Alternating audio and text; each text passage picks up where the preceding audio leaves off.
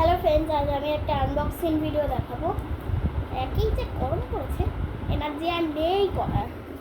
এই যে এটা ফ্লিপকার্ট থেকে এসছে, এই যে শিব ঠাকুরের একটা মূর্তি। সরি, আমি উল্টো ধরেছি।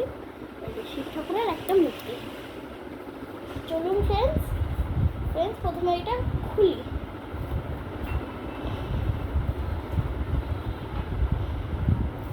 আর আপনারা যদি চ্যানেলে নতুন হয়ে থাকেন তাহলে প্লিজ চ্যানেলটাকে লাইক আর সাবস্ক্রাইব করে দেবেন। আর এই ভিডিওটাকেও লাইক আর সাবস্ক্রাইব করে দেবেন। বেল আইকনটাকেও প্রেস করে দেবেন।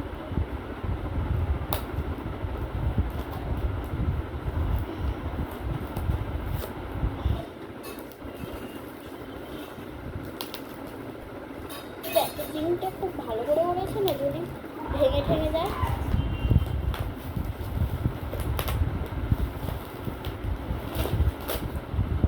এইবার এইটা মূর্তি, সেটা থার্মোকলের অ্যাপ করা আছে, নিচের দিকটা আছে।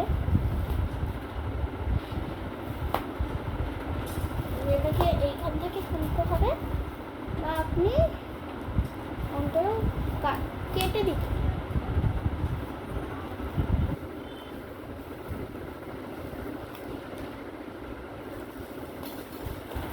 এই যে এখানে একটা সেলুটেপ আছে, দেখছেন, ব্রাউন কালারের। এইটাকে এই যে খুলে দিলে আর তো বেরিয়েই গেছে। এই যে মূর্তিটা এই প্লাস্টিকে মোড়ানো আছে। এটা হলো 12 সেন্টিমিটারের একটা মূর্তি।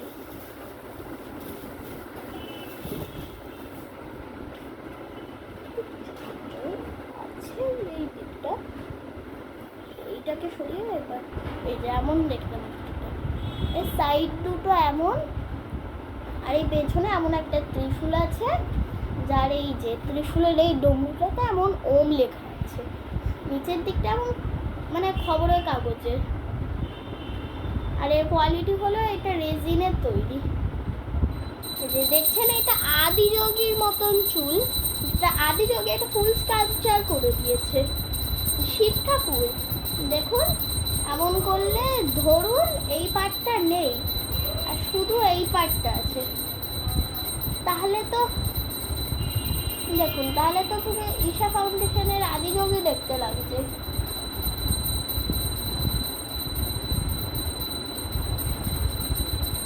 এই পার্টটা হয়ে গেল এই ফুল স্কাল্পচারটা।